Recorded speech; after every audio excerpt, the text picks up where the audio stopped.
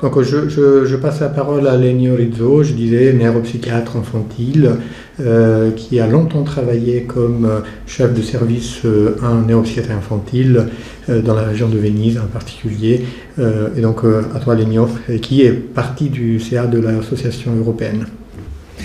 Merci Mario, voilà. Et merci encore une fois à Jean-Paul pour cette invitation.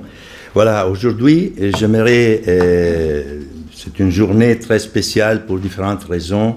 J'aimerais partager avec vous quelques réflexions à partir de ma pratique personnelle, mais sur quelques aspects tirés de la recherche, de la réalité ambiance. Donc, on a parlé de l'ambiance depuis ce matin, historique, qui nous concerne tous depuis plus qu'un an, à même d'influer sur la réalité psychique de tout un chacun.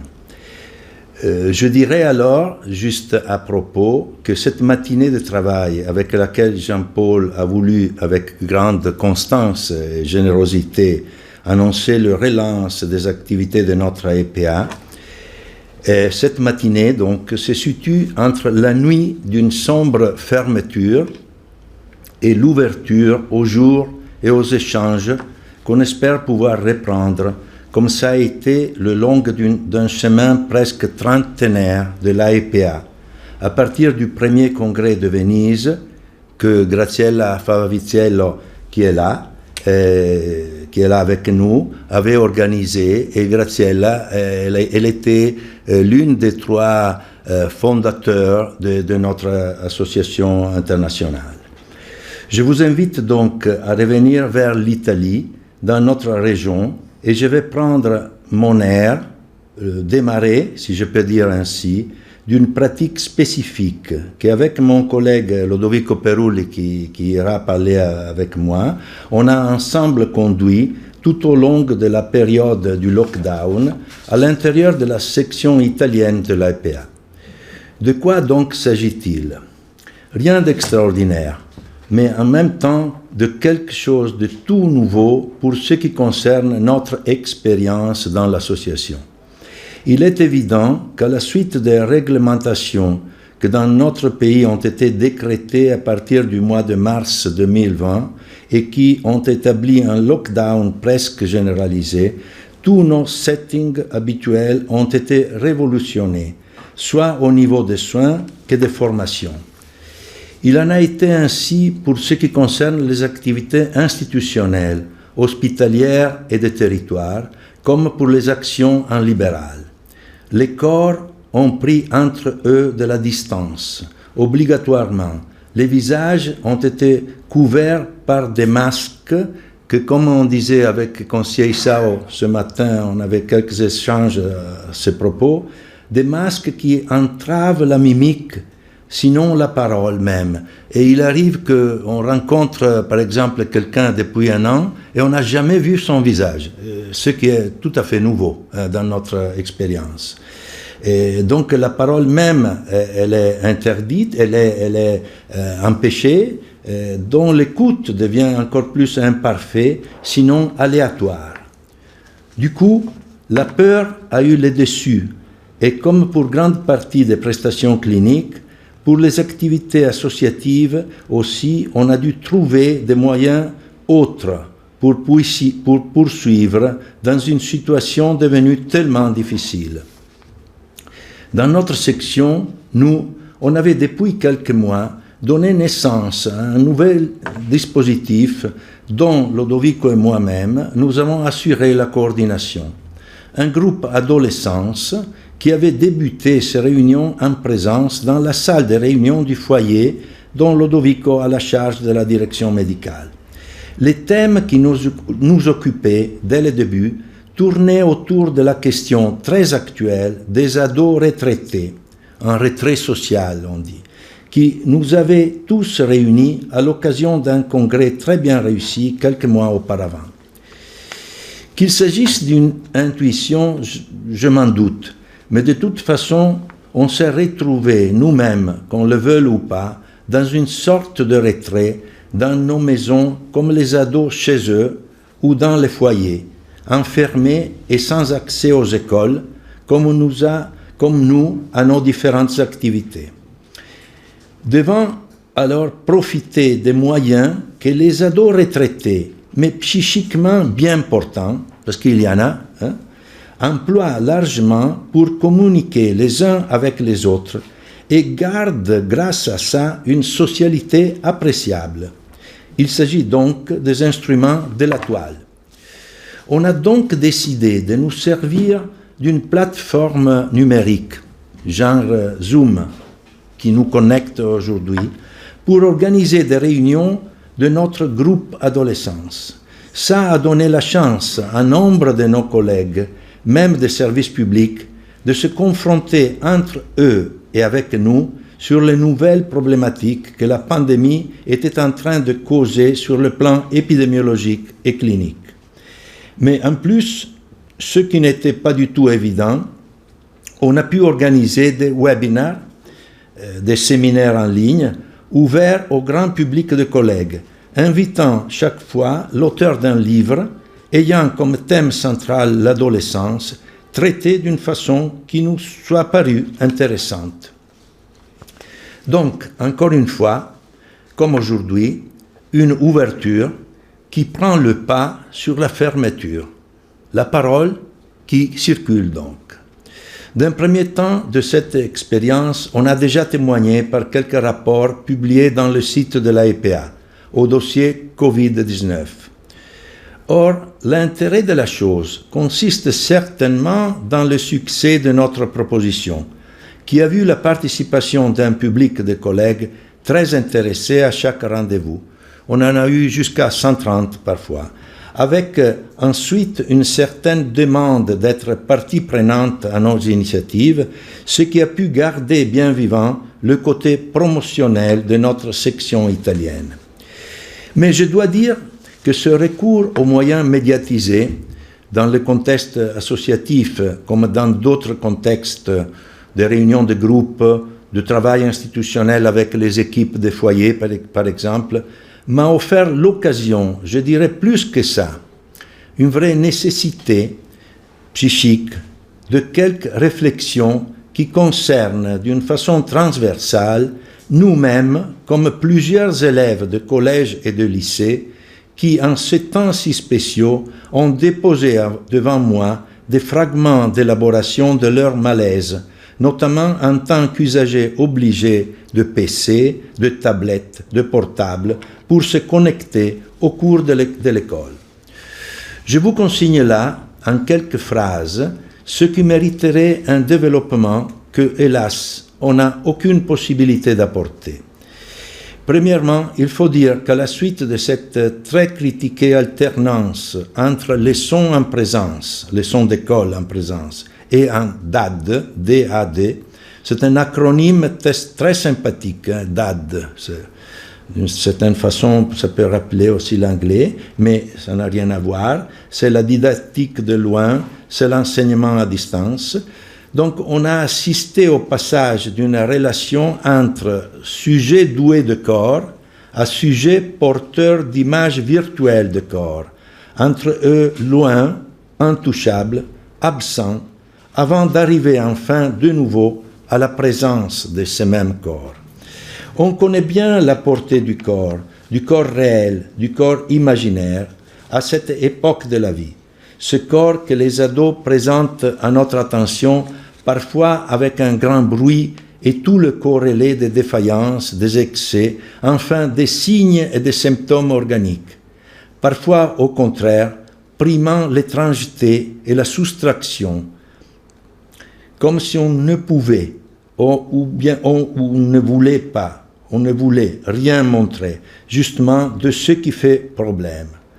Or, ce corps, on a prétendu le protéger par un isolement extrême dont la fermeture des écoles témoigne avec souffrance.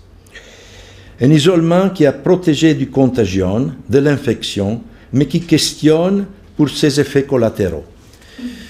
Je trouve qu'il ne soit pas étonnant que des dynamiques de groupe plutôt énergiques, disons d'ordre chaotique, se soit développé à la représentation rapprochée et réciproque de corps si longtemps éloignés, soit dans les classes que dans les places des villes. Mais sur le plan individuel et subjectif, ces passages ont souvent eu des répercussions étroitement liées aux contradictions même du moyen employé dans la transmission. Il est vrai, comme l'ont bien dit Marcelli en France et Pietro Polli en Italie, qu'il faut se montrer, se faire voir, et le regard des autres devient garant de son existence. Comme le désir même n'est souvent pas un désir intériorisé, intime, mais plutôt un désir qui demande à l'autre. Mais qu'est-ce qu'il arrive chez des jeunes en souffrance narcissique ayant au centre, avec toute évidence, le corps, parfois dans sa version réelle, parfois plus imaginaire?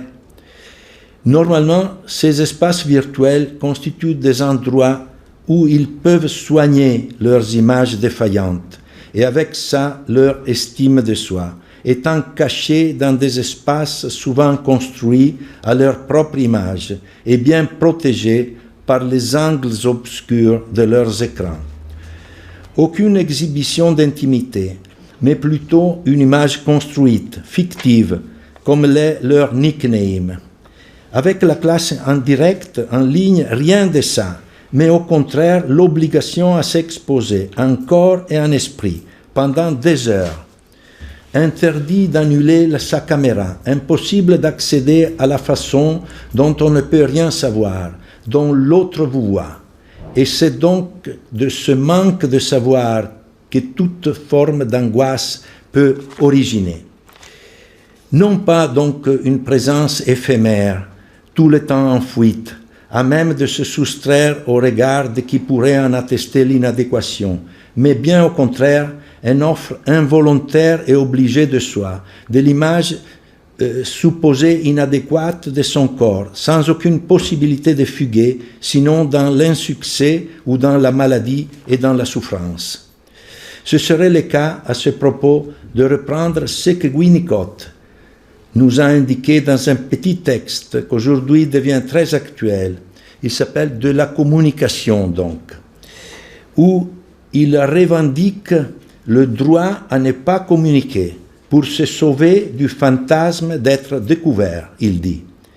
Précisément, je le cite, jusqu'à un repli clinique pour se soustraire à un certain degré de relations objectales fausses ou fondées sur l'obéissance.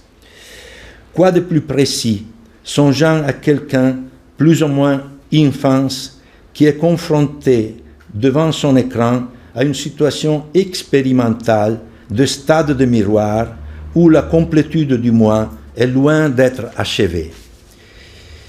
C'est comme ça qu'un certain nombre de jeunes gens, plutôt de filles, à côté d'autres symptômes, nous ont présenté des troubles de l'image du corps, jusqu'à des tableaux avérés de troubles du comportement alimentaire.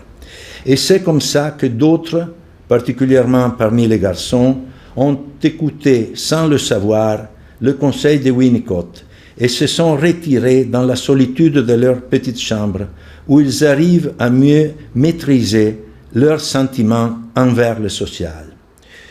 Dans le deux cas, des garçons et des filles, ce sont les retours qui posent et qui poseront des problèmes. Comment repositionner le corps dans un échange relationnel, un corps blâmé pour ses manques, supposés ou réels, qui réactive la honte et met à mal un narcissisme tout le temps à la quête de sa complétude. Je vous remercie de votre attention. Merci Lénio pour cette réflexion sur les changements que cette période de confinement a apporté à nos relations aux adolescents et la relation que les adolescents ont avec nous en tant que thérapeutes et la place du corps. Il y a quelque chose auquel tu fais référence. Ce qui a changé radicalement dans cette période, c'est l'identification de la relation à l'autre qui passe par le corps comme un potentiel danger. Alors ça, c'était une problématique des adolescents en général, mais qui était amplifiée par la situation.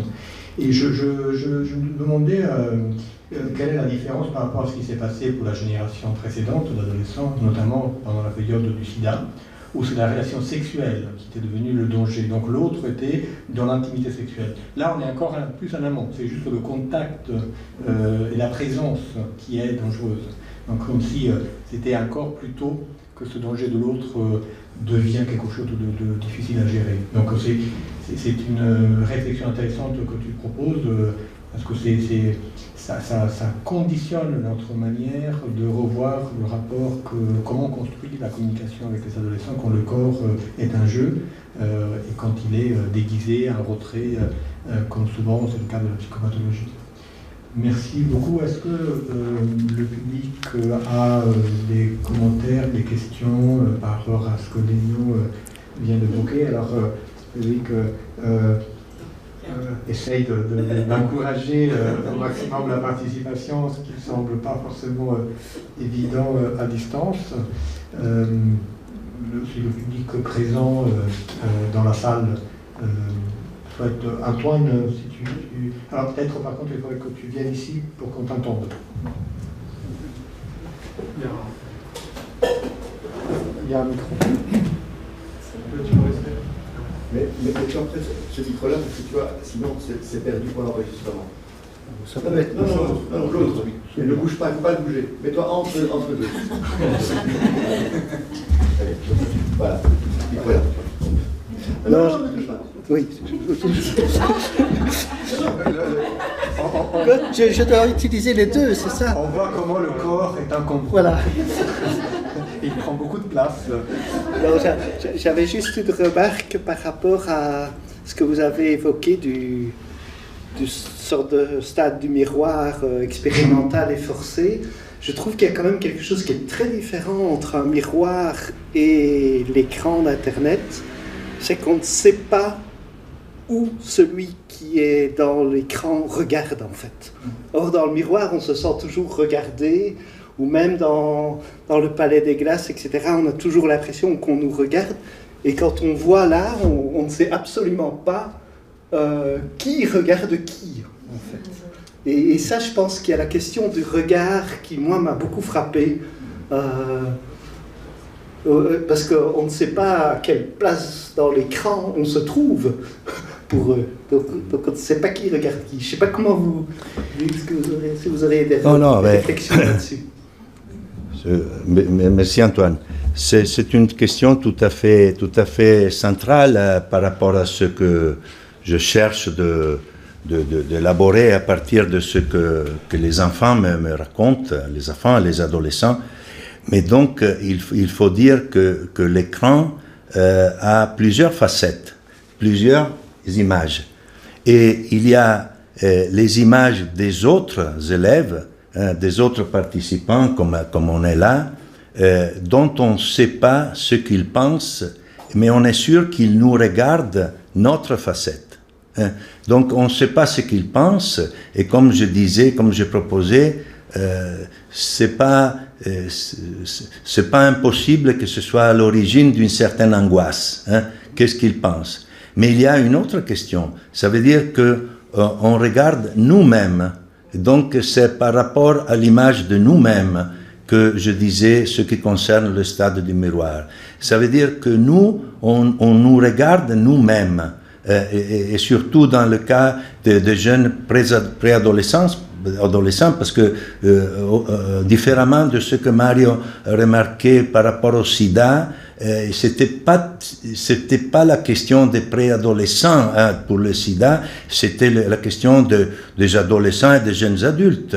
Tandis que là, il y a des garçons de 11 ans, 13 ans, comme ça, qui m'apportent ce genre de réflexion. Ça veut dire qu'ils se regardent, ils se trouvent très moches, ils cherchent à annuler le vidéo, ils ne peuvent pas, donc ils sont presque sûrs qu'ils sont regardés très mal de la part de leurs collègues. Et donc il y a les deux questions. La question du stade de miroir, ils ne rejoignent jamais l'image complète de leur corps et de leur moi. ils sont dans une dissémination qui n'est pas encore quelque chose de complet, si on peut dire comme ça. Non, mais de l'autre côté, il y a le regard des autres. Et donc, comme vous le dites, le regard des autres, supposé critique, et dont on ne peut pas annuler la présence. Voilà, donc, voilà, c'est ça. Oui, Bernard, tu as la parole. Oui, je voulais juste brièvement, Lénio, merci, saluer Lénio. Un grand merci pour cette présentation très, très stimulante et qui pose beaucoup de questions sur les liens, justement. Je voulais te poser une question, Lénio. Je pense à toute une série de choses qui ont été mises sur le site de la EPEA dans le dossier Covid que tu avais initié, et où il y a aussi toute une réflexion, bien sûr, sur ces interventions en distanciel, les interventions psychothérapeutiques ou de consultation. Normalement, la construction de l'objet est le fruit de la polysensorialité qui englobe l'auditif, le visuel, mais aussi les sensorialités proximales qui sont évidemment inexistantes dans le lien par Zoom et à distance. Est-ce que tu penses que dans tout ce que tu nous as dit là des adolescents, cette dimension est à prendre en compte aussi? C'est-à-dire, il y a un lien qui se fait uniquement par les sensorialités distales, auditives et visuelles, aucune sensorialité proximale, évidemment. Est-ce que dans ton expérience avec les adolescents, là, est-ce que tu penses que ça donne une prime à un lien à distance, un petit peu au détriment de la construction de l'objet dans son ensemble, avec peut-être, si c'est le cas, moi c'est un peu mon expérience, si c'est le cas, une demande souvent dans ces interventions à distance de grande sécurisation, en fait. Qu'est-ce que tu en penses? Je n'ai pas entendu la dernière phrase. Une prime au lien, une prime à la représentation du lien plutôt que la représentation de l'objet dans son intégralité, et d'où une demande parfois un petit peu régressive de sécurisation. Oui. Merci Bernard, je te remercie beaucoup pour cette réflexion qui est très intéressante et qui me renvoie à quelques autres expériences qui n'a pas à voir avec le cabinet de consultation, mais plutôt à l'expérience directe avec une petite fille, une fillette qui a moins qu'1 an, et qui ne voit ses parents que par vidéo WhatsApp. Alors, c'est très intéressant et stimulant de voir les sourires de cette petite quand elle voit de loin ses parents, l'un et l'autre qui sont distants l'un de l'autre. Et donc, elle est dans une phase qu'on pourrait dire de construction des liens, qui poursuit ce que tu disais à propos de la grossesse, qui poursuit la phase des premiers mois, mais donc elle est dans une situation qui est très importante parce qu'elle aime partager même des contacts, même de petits jeux, mais quand elle voit le parent qui n'est pas là, elle lui sourit, elle a un échange qu'effectivement, moi, ça m'étonne. Et donc, je pense que c'est au niveau de ce que tu dis, c'est au niveau du lien qui est, bon, c'est difficile à dire s'il est encore un objectal. Probablement non, il y a quelque chose d'un objet interne, mais c'est quelque chose qui fabrique la possibilité d'avoir une relation d'objet entière dans un prochain temps. Je te remercie beaucoup pour cette question. Juste un commentaire par rapport à ta question, Bernard. Il y a un psychothérapeute danois qui a écrit un très bel article à propos du processus psychothérapique online. Et il a beaucoup insisté sur le fait que dans ces périodes de psychothérapie online, il faut beaucoup augmenter de la part du thérapeute tout ce qu'il appelle les signes ostensibles de communication, c'est-à-dire amplifier nos propres réactions émotionnelles pour qu'elles soient encore plus visibles. Et on voit qu'on travaille sur le processus plus que sur le contenu. Et que cette manière d'amplifier, comme fait la maman avec les signaux ostensibles dans lesquels elle engage le bébé dans la relation, comme ça, nous, thérapeutes à distance, on peut essayer d'engager le processus qui est l'élément essentiel qu'on peut maintenir et produire dans la thérapie, même à distance. Donc, Rosella Sandri qui souhaiterait avoir la parole. Oui, bonjour, bonjour à tout le monde et merci pour ces présentations, ces exposés. Voilà, je voulais juste amener une expérience en lien avec ce qu'on est en train de discuter, c'est-à-dire l'utilisation et la présence des moyens, voilà, des écrans, on pourrait dire, pour les bébés. Donc, actuellement, on sait que presque d'emblée, les parents familiarisent les bébés à l'utilisation et à la présence des écrans. Dans mon expérience, je suis formatrice donc à l'observation du bébé selon la méthode d'Esterbeek et en pleine pandémie, nous avons été confrontés aussi à l'obligation d'utiliser des écrans. Donc, nous étions en train de faire une observation d'un bébé. Le bébé avait à peu près 20 mois quand nous avons été confrontés à la pandémie avec toutes les conséquences qu'on connaît. Et donc, l'observatrice a décidé avec l'accord du séminaire, de poursuivre l'observation par Skype. Et c'est très intéressant de voir comment petit à petit, le bébé a intégré finalement ce moyen, parce que sa première réaction a été plutôt une réaction de colère quand il voyait l'observatrice qu'il connaissait bien, mais qu'il ne pouvait pas toucher. Donc, il se sentait dans une sorte d'impuissance à atteindre cette observatrice.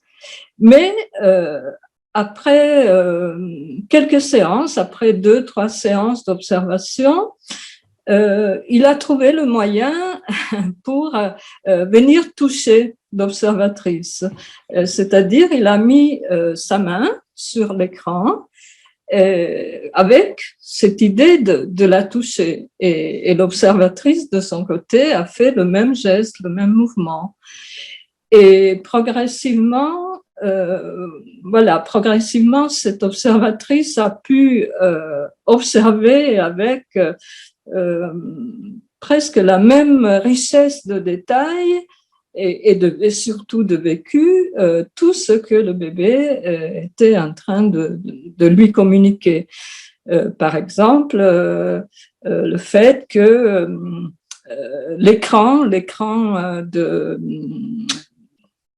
de l'ordinateur, finalement, était vraiment associé à l'observatrice. Chaque fois que le bébé voyait l'écran, il disait « Ah, là, c'est Uke. Uke, c'est le petit prénom qu'il avait donné à l'observatrice. » Et donc, voilà, on peut aussi finalement réfléchir sur cette espèce de malléabilité de l'être humain à s'adapter même à des situations qui nous privent de moments essentiels de relations, qui nous privent du contact, d'un contact corporel plus vivant. Mais voilà, même dans ces situations, il y a une capacité, une adaptabilité de l'être humain à utiliser, à en faire quelque chose qui finalement est très très intéressant. voilà, je voulais un peu amener cette expérience. Merci. Je crois qu'on a même un thème d'un nouveau colloque et on a même le titre, on pourrait l'appeler « Relations intimes ». Alors, Christine, ou par contre, il faut que vous veniez ici. Ouais. On passera la parole par la suite à Lodovico pour la dernière intervention. Oui, je voulais réagir à ce que tu disais, enfin à ce que tu nous as amené, Lénio, par rapport aux adolescents. Et je trouve vraiment intéressant que tu aies ramené ce petit texte de Winnicott sur la communication, hein, de ne pas communiquer pour se soustraire au fantasme d'être découvert. Et je repensais comment ça s'est passé avec les adolescents que j'ai en thérapie donc très régulière. Pendant toute cette période Covid, il y en a donc qui ne voulaient que le téléphone, hein, qui ne voulaient pas l'écran. Il y en a qui voulaient l'écran, je pense, pour me voir, mais se soustrayaient, eux, à l'image. Enfin bon, il y avait toutes les figures de cas possibles. Mais je trouve, ce qui, moi, m'a frappé, c'est que j'ai eu le sentiment que de toute façon, ils éprouvent, hein, cette idée, ce fantasme d'être découvert, s'ils communiquent, était terriblement exacerbé dans ces dispositifs. Avec parfois, tout à coup, ils entendaient qu'il n'y a pas un bruit dans le couloir. Bon, évidemment, ça se passe aussi dans leur chambre, chez eux, ou dans des endroits qu'ils essayaient de trouver pour arriver à être tranquilles pour parler. Et donc, je trouvais que ça amplifiait cet aspect un petit peu persécutoire, en fait, d'être découvert. Ça m'a beaucoup frappé. Merci Christine. D'ailleurs, je crois qu'il faut bien dire que la vision, le fait d'être vu, si on le confronte, par exemple, au fait d'être écouté, ça entraîne des fantasmes tout à fait différents. Hein? Les enfants d'être justement, pas seulement découverts, mais visionnés, sectionnés, persécutés, enfin, toutes choses de ce genre. Hein? Bon, donc, voilà. Ce que je voulais juste dire, rejoint, je pense, ce fil-là, avec l'idée que dans la question du stade du miroir, du parallèle qu'on peut faire par rapport au rapport aux écrans, est-ce qu'il n'y a pas, sur la question de la police sans réalité, ce qu'on oublie souvent, c'est que dans tous les travaux ultérieurs aux travaux précaires sur le stade du miroir, met bien en évidence tout de même que c'est la question du holding aussi, du fait pour l'enfant d'être, si pas tenu, mais au moins en proximité étroite, corporelle avec le parent ou avec son substitut face au miroir. Et que là, dans les écrans, c'est évidemment perdu. Le bébé dont Rosella parlait, on peut imaginer que c'est un bébé qui va suffisamment bien, ou qui est suffisamment bien accompagné, et qui a pu récupérer quelque chose du polysensoriel, là, éventuellement. Enfin, c'est peut-être là qu'il y a quelque chose. Et alors, je ne sais pas s'il y a un lien, peut-être absolument pas, mais par rapport à ce que vous disiez, Mario, à la fois l'article de cet auteur danois et du fantasme, là, je dirais, du corps actif et du corps contaminé, mais je me demande s'il n'y a pas aussi toute la question du corps contaminant qui a été particulièrement mise à mal pour les adolescents, c'est-à-dire non seulement dans l'imaginaire, dans le fantasme, dans un Oedipe vaguement ou plus ou moins refoulé, je deviens potentiellement tueur de mes parents ou de mes grands-parents. Ça a été quand même assez exprimé par les médias, tout au début. Hein. C'était pas qu'un fantasme, c'était une menace bien diffusée. Heureusement, on est revenu un peu en arrière par rapport à ça, et au contraire, les enfants et les adolescents ont été protégés par la suite. Non, je voulais dire quelque chose. Non, je voulais dire quelque chose à propos peux prendre la parole directement. De cette relation d'intimité par écran entre l'observateur et les bébés. Et moi aussi, j'ai fait l'expérience d'assistant clinique, et je dois dire que pendant 2 ans, tu dois observer un nouveau-né sans rien faire, sans rien dire, sans partager une relation directe. Alors ça, je pense a facilité la possibilité de l'observateur de rester détaché de l'enfant, même si le mouvement de la main a été l'expérience de contact. Non? Mais la formation de l'observateur est une formation qui lui a permis de rester neutral dans la relation. Parce que cette formation porte à ça. Tu peux prendre tout de suite la suite. Tu dois faire une intervention. D'accord. Alors, il y a une intervention de... Oui, il faut qu'on a peut-être... Voilà. Le public commence à se chauffer. Ouais. Donc, avec les Italiens. Voilà. Donc, dans celle-là, vous voulez intervenir à nouveau ou, Oui, parce est-ce que je peux jouer mon rôle un peu difficile de ne pas vous donner la parole pour permettre à Ludovico Mais juste une précisation importante quand même. Non, c'est pas vrai que l'observateur n'a pas de relation. L'observateur a une place, une relation importante quand il observe un bébé et le bébé le comprend très bien. Il est participant. C'est ça qui a permis à ce bébé-là, qui se portait effectivement bien, c'est ça qui lui a permis de faire vraiment un effort très actif pour être en relation avec lui. Donc, je suis pas du tout d'accord sur le fait qu'on n'a pas de relation. On n'intervient pas activement, mais c'est différent. Merci. C'est pas une question de ne pas être en relation. Je voulais dire juste un mot pour compléter l'idée que j'ai avancée auparavant de la création, quand même, du maintien de liens à travers vidéo WhatsApp. Je crois que c'est intéressant, mais il y a quelques risques quand même. Parce que si on la garde, et ça devient sans la polysensorialité dont Bernard parle, et il disait auparavant, je ne voudrais pas qu'à l'adolescence, on va retrouver des jeunes gens qui vont recréer quelque chose de l'histoire comme R, par exemple, où ils cherchent des liens tout à fait artificiels. Et donc dans la distance. Donc vraiment, il faut des réflexions là-dessus. Et le fait que Mario propose un colloque, je crois que ce sera une occasion. Voilà.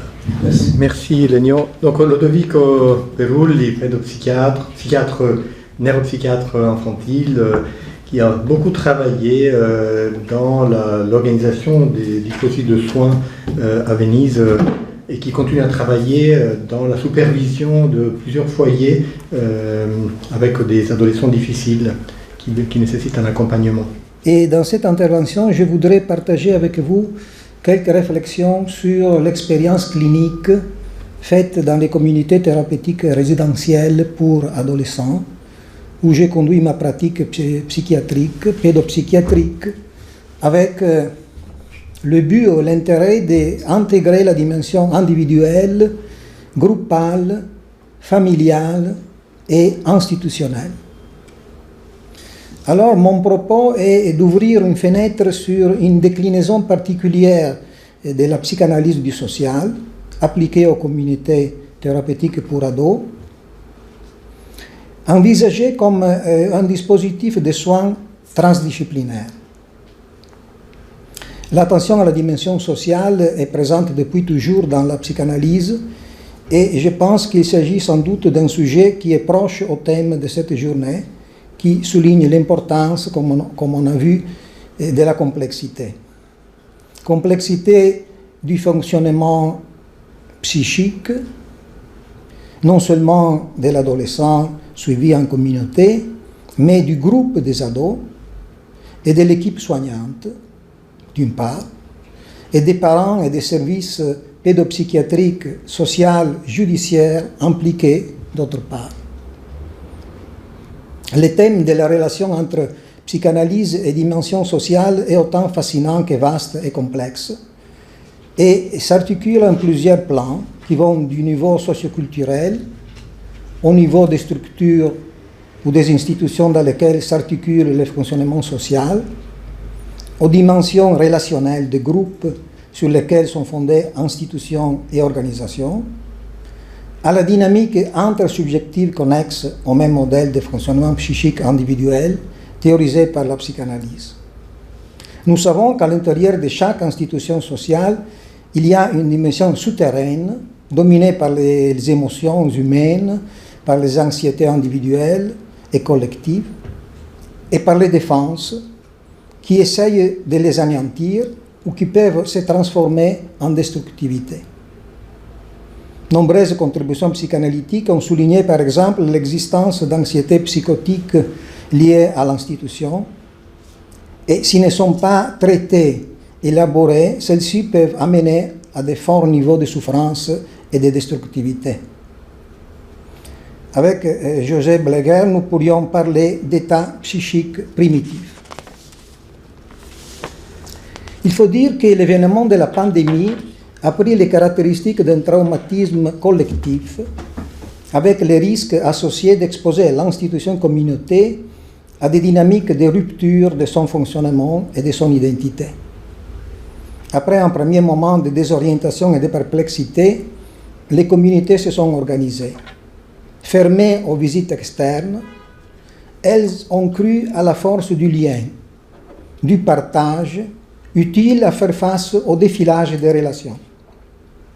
La pandémie a éveillé les soupçons de la méfiance et la méfiance, attaquant à la base précisément ce qui sont les fondements de l'esprit, ce que Miguel Benazayaga appelait la clinique du lien. Nous avons développé des initiatives comme des concours musicaux, des réalisations de vidéos, concours littéraires de poésie, réunions par Zoom entre communautés de différentes régions italiennes, qui ont mis en réseau plusieurs communautés pour ados du territoire national. Brusson dans le territoire valdôtain, Trente, Trévise, Padoue, Bologne, Rome. Faisant ressentir tout le monde moins seul et rapproché par un même objectif. Dans ce contexte, il faut rappeler les réunions du groupe ado de la section italienne de l'AEPA dont a parlé Lenio Risso avant moi. Alors donc, se sentir moins seul dans un moment où la règle nécessaire d'un espacement social avait été imposée. C'est la magie de l'oxymoron, non, si vous voulez, espacement et social. Sans communauté, sans lien, on ne peut pas se sauver. Et après tout, nous savons que l'esprit est fait et se construit dans les liens. Quand les attaches et les liens manquent, ou sont échappés ou attaqués, c'est là que la folie et la maladie font rage. Dans les moments de crise, nous avons tendance à accentuer les pôles de l'appartenance pour y retrouver un refuge contre l'angoisse et le désarroi. Et pour nos adolescents des communautés thérapeutiques, cette expérience a été une occasion pour pouvoir penser une situation, vécue au début seulement comme claustrophobique et avec tendance à se poser en victime, pour se retrouver après, petit à petit, partie active d'un processus d'une élaboration. Un moyen pour pouvoir découvrir à l'intérieur de soi de nouvelles ressources, trouvées cette fois dans son propre monde intérieur. Nous avons partagé et découvert une dimension plus humaine, plus authentique, du moment que nous soignants, avons partagé et découvert à l'intérieur de nous-mêmes les parties en général plus cachées, nos angoisses et nos doutes humains.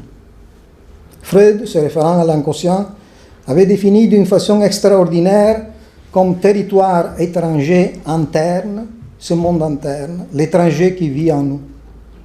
Voilà alors que le coronavirus nous a paradoxalement offert une occasion, ressentir notre monde intérieur moins étranger et source vitale d'approvisionnement affectif. C'est ici que le pouvoir créatif et vital de notre réalité thérapeutique est apparu. D'autant plus une société devient une société globalisée, autant plus, par contraposition, se manifeste le besoin de reconstituer ou de se réinventer des communautés qui reproduisent justement ces éléments de plus grande intimité sociale. Nos communautés thérapeutiques sont nées autour de la fantaisie, du défi, de l'ambition, si vous voulez, de créer ce genre de sociabilité qui peut être reconstruite dans un milieu qui a retrouvé un véritable et spécifique cadre de fonctionnement.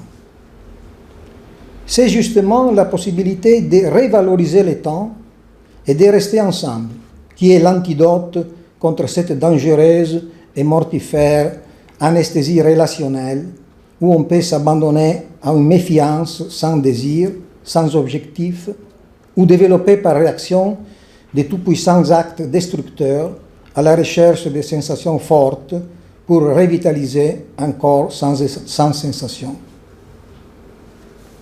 Dans mon expérience, la communauté thérapeutique peut offrir un ingrédient fondamental, un antidote contre les nombreux troubles qui affectent nos adolescents. Le parcours communautaire peut devenir alors un terrain fécond pour faire face, réparer, remplir par des interactions opportunément pensées les processus évolutifs interrompus, juste à cause d'une dysfonction ou d'une psychopathologie ou pour un échec des relations.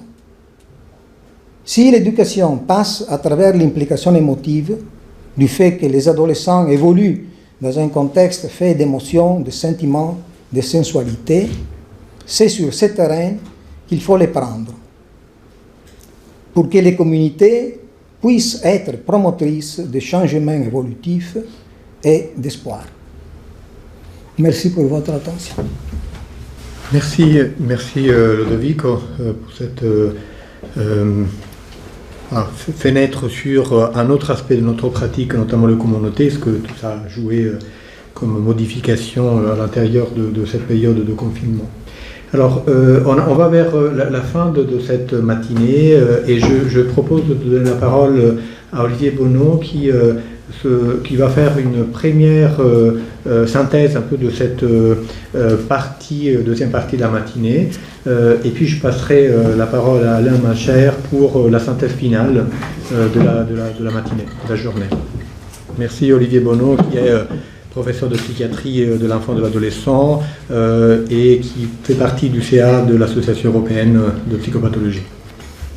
Merci beaucoup Mario, merci beaucoup à tous, singulièrement à Jean-Paul pour cette invitation, cette journée vraiment riche et sur une période, sur une durée comme ça courte, pouvoir avoir autant d'interventions. Je trouve que les modèles effectivement de petites vignettes de liberté de parole sur une dizaine de minutes sont finalement pas mal du tout. Alors, tu m'as demandé au fond de synthétiser un peu le propos sur 4 propos d'apparence comme ça, puisqu'ils étaient libres sur variés, même si au fond la complexité de loin peut être un sujet un peu revenant. Alors, je vais vous dire un peu moi comment j'ai retenu un certain nombre de choses. Marie-Rose Moreau, dans une sorte d'apparent contre-pied, aborde la question de la complexité, au fond, en parlant de la transmission de cette complexité. Ce qui n'est d'ailleurs pas complètement, et après, quand on réécoute toutes les interventions, avec notre dernière intervention, qui, au fond, on parle aussi d'une certaine façon de comment cette complexité qui est, il a dit, à la fois individuelle, familiale, institutionnelle, par rapport à la prise en charge des adolescents en particulier, peut être de nouveau transmise par les nouveaux moyens de communication. Alors, Marie-Rose, elle développe toute une réflexion autour du processus, y compris d'ailleurs, en écho à ce qui a été dit ce matin, sur la question au fond de comment cette complexité et comment le psychanalyste, mais le psychothérapeute, au fond le soignant, peut appréhender plus le réel et peut-être même s'y confronter. Et on reconnaît bien là les aspects transculturels, où il y a quelque chose de l'ordre, c'est ces grandes réunions où il y a un peu tout le monde et où on va un peu dans le réel. appelant même, au fond, au-delà du soignant, l'artiste, le philosophe. Et il y a eu ce mouvement dans les années 50, 60, c'est des philosophes français, Sartre en particulier, qui disait le philosophe qui parle tout seul dans son coin, il sert à rien, il faut qu'il aille se confronter un peu à la réalité, dans un mouvement très politique. Mouvement très politique qui a été aussi abordé dans l'intervention d'Antoine, qui au fond, lui mettait en avant la question de est-ce que la complexité maintenant ne peut... Enfin, le risque de la complexité, c'est un peu, alors pour prendre une référence beaucoup plus triviale, celle du Gloubi-Boulga. Vous savez, peut-être vous connaissez, peut-être en Belgique, je pense qu'il y a aussi quand même l'île aux enfants, il y avait ce personnage de... Comment il s'appelait d'ailleurs Casimir, qui mangeait ce truc, qui était un Gloubi-Boulga, qui était un truc très tout mélangé. Et le risque de la complexité, c'est effectivement de tout mélanger et à la fin de ne plus rien avoir. Je rejoins tout à fait Antoine Masson sur ce sujet. C'est clairement un des problèmes. Il faut pouvoir aussi additionner et arriver à intégrer les différents éléments. Sujet qui a été évoqué là pour le coup de manière transversale sur les 4 interventions de cette deuxième partie de matinée. Et donc ça, c'est vraiment un élément auquel on doit être attentif. Penser la complexité, oui, mais ne pas diluer au fond le fil est ce qui est essentiel. Et ce qui est essentiel, ce sera ma petite conclusion. Et bien sûr, ça ne peut être que le lien. Hein. C'est ce que nous avons vu un peu ce matin. Il y a moins de micros là tout d'un coup, mais bon, c'est pas grave. Alors, quand on parle effectivement de transmettre cette continuité, cette complexité, on a, et je trouve qu'elle l'appelait au fond Marie-Rose Moreau dans son propos, la question qui venait c'était oui, alors cette transmission, comment se fait-elle, comment peut-elle se penser aujourd'hui à l'ère du numérique? Et nos collègues italiens qui ont été, alors pas plus ou moins confrontés que nous à ces questions de lockdown, mais ils ont été surtout confrontés les premiers. Et ça, c'est très compliqué. Nous, on est arrivés, on a vu les Italiens. En France, on s'en est même moqué. Je tiens à vous le dire, et je m'en excuse auprès de vous. C'est vrai, on disait oui, ils sont pas... Nous, ça nous arrivera jamais. Et en fin de compte, on a eu quand même le temps de s'y préparer.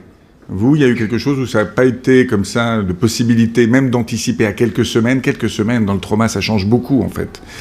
Et donc, il a fallu réfléchir beaucoup, et c'est pas du tout surprenant que tous les deux vous ayez spontanément mis un peu au centre de votre propos cette question de comment toujours continuer à penser. Alors, le réel, et un réel qui est au fond un réel devenu virtuel, enfin, quelle mise en abîme d'une certaine façon. Hein. On a un réel auquel on veut s'intéresser, qui finalement devient virtuel, qu'il faut maintenant re-réaliser.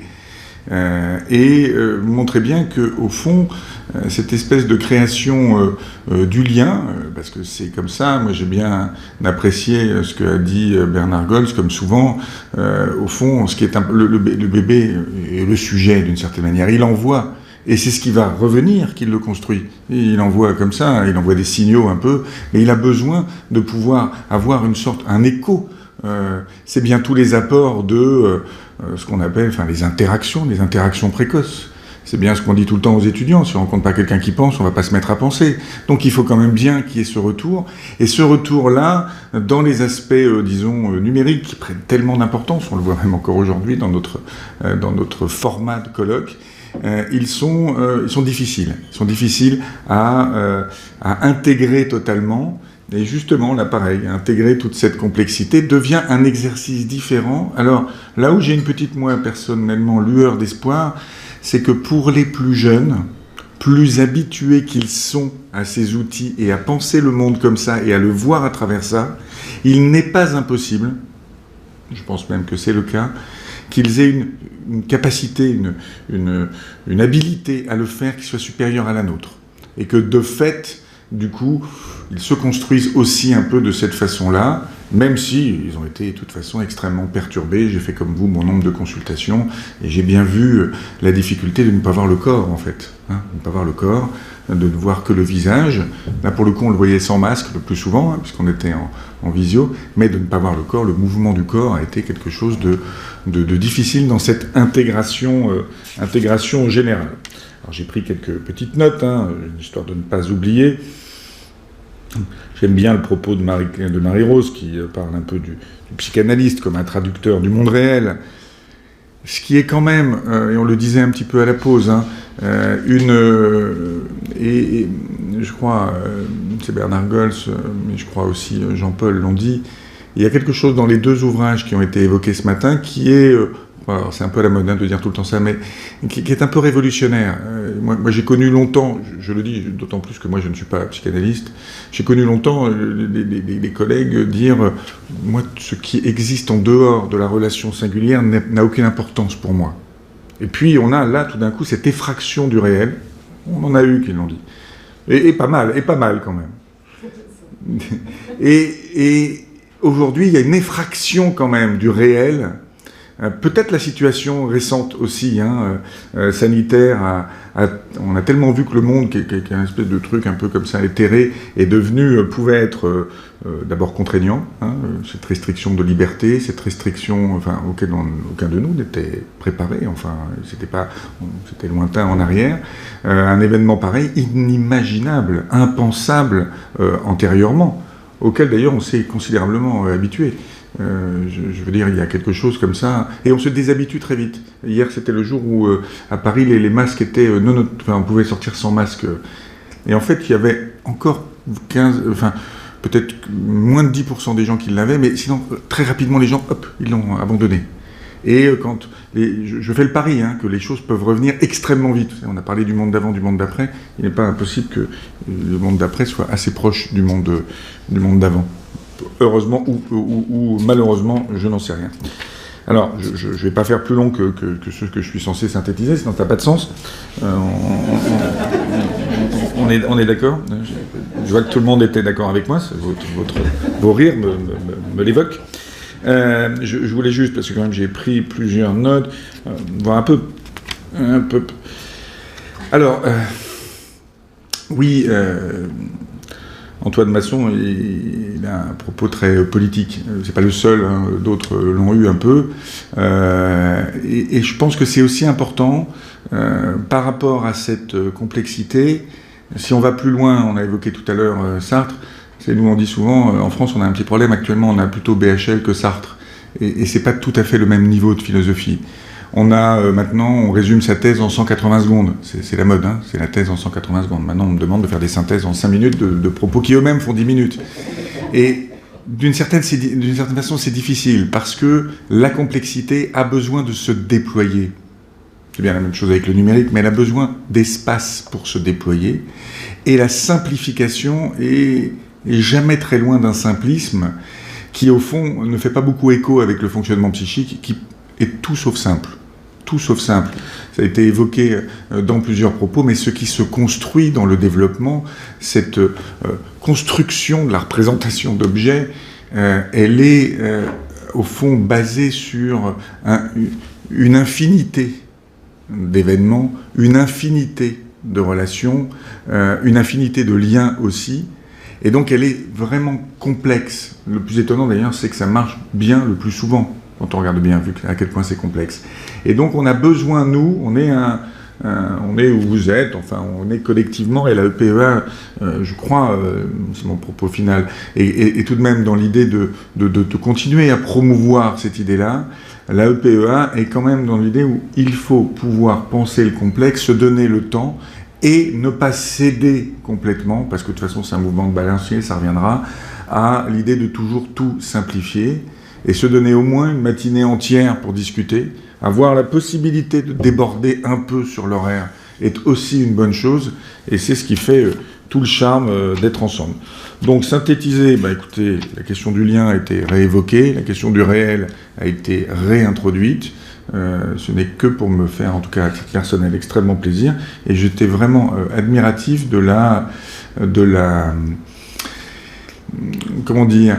de l'homogénéité du propos, alors même qu'il était libre.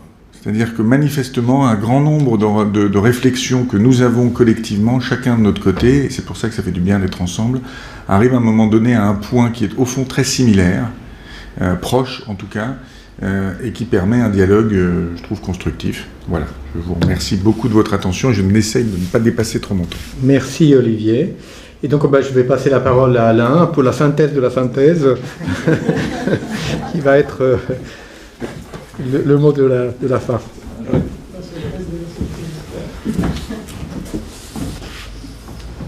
Oui, la synthèse de la synthèse, oui.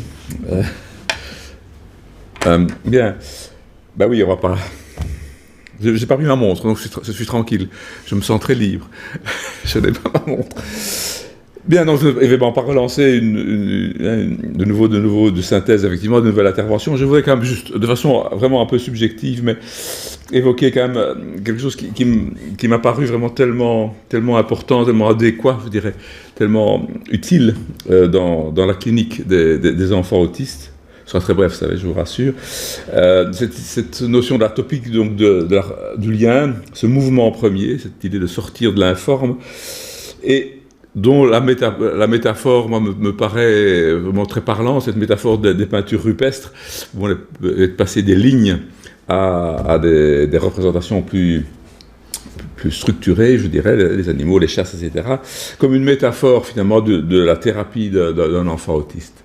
Et je me dis, quand on les prend en charge, c'est ce moment, je parlerai moment magique comme ça, où précisément, tout d'un coup, même furtivement, on a le sentiment d'exister dans les yeux d'un enfant, et qu'on peut se dire qu'effectivement, il a peut-être lui aussi à ce moment-là le sentiment d'exister.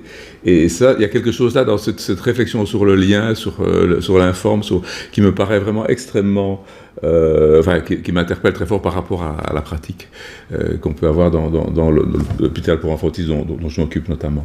Bon voilà, là, je voulais juste faire cette remarque-là pour dire que j'étais vraiment très interpellé par ça, positivement bien sûr. Alors, bon, juste pour conclure alors par rapport à nos travaux à l'AEPEA, j'aurais envie de dire que c'est un peu un hasard, mais je ne suis pas sûr que ce soit vraiment un hasard, c'est que parallèlement à la journée de ce jour où on a donc parlé de la complexité, nous sommes en train de préparer une journée en octobre à l'automne, on va dire. Il n'y a pas encore de date ni de titre tout à fait défini, mais pour lequel on va se retrouver à réfléchir à une application vraiment clinique, théorico-clinique, à laquelle précisément la complexité de la crise sanitaire actuelle nous confronte, et évidemment confronte surtout nos patients. Alors, cette complexité précisément, vis-à-vis de laquelle on va tenter de prendre du recul, et on va peut-être partir d'un propos de Michel Serres que nous a rapporté Thierry Lebrun, rendons à César ce qui est à César. C'est la traversée d'une rivière, d'un fleuve, et avec cette différence entre le moment de départ et le moment d'arrivée, ce moment de départ où on sait d'où on part, mais on n'est quand même pas encore vraiment parti, on pourrait revenir, et puis ce moment où on est là, et puis le moment où on arrive, mais on n'est pas encore arrivé. Enfin bref, cette métaphore, aussi une métaphore, nous paraît effectivement, disons, assez intéressante pour préparer l'argument de cette prochaine journée. Et on va commencer très rapidement, on s'y met dès le mois prochain, et on va attaquer ça. Alors, aujourd'hui, voilà, c'était donc une journée sur la complexité, autre genre de sujet. Première journée sur la complexité. Je ne sais pas si on a vidé la question de la complexité. Alors, on s'était dit avec Jean-Paul, justement, que ça pourrait continuer sous d'autres aspects de la complexité. Bernard Goss a parlé tout à l'heure de la multiplicité des approches psychopathologiques. Et voilà, mais on a aussi parlé Antoine, du brouillard. Il faut certainement que nous fassions attention à ne pas être dans le brouillard, mais une des approches de la complexité qu'on pourrait avoir, ce serait alors peut-être dans une logique plus de dialogue, mais un dialogue qui serait justement pas générateur de brouillard, avec toute la dimension de neurosciences. Et quelque chose où on pourrait effectivement, parce que là aussi il y a une question qui se pose très fort en termes de complexité, et qui nous interpelle. Il ne suffit pas de dire, comme Bernard Goss disait, cette question de dépasser ces fameux psychogenèse ou biogenèse. Donc voilà, je crois que justement ça pourrait être l'occasion pour une structure comme nous, la EPA, de faire une deuxième demi-journée sur cette question de la complexité dans une approche plus ouverte là-dessus. Dernière chose, il y a le congrès de Versailles, ça ce n'est pas nous, il y a Belgique, mais qui doit se faire. Peut-être, voilà, juste sur les informations, donc le congrès qui sera organisé le 17 septembre, le 18 septembre au matin, qui sera uniquement online. C'est un choix que nous avons fait, même si ce n'est pas forcément ce qu'on aurait souhaité.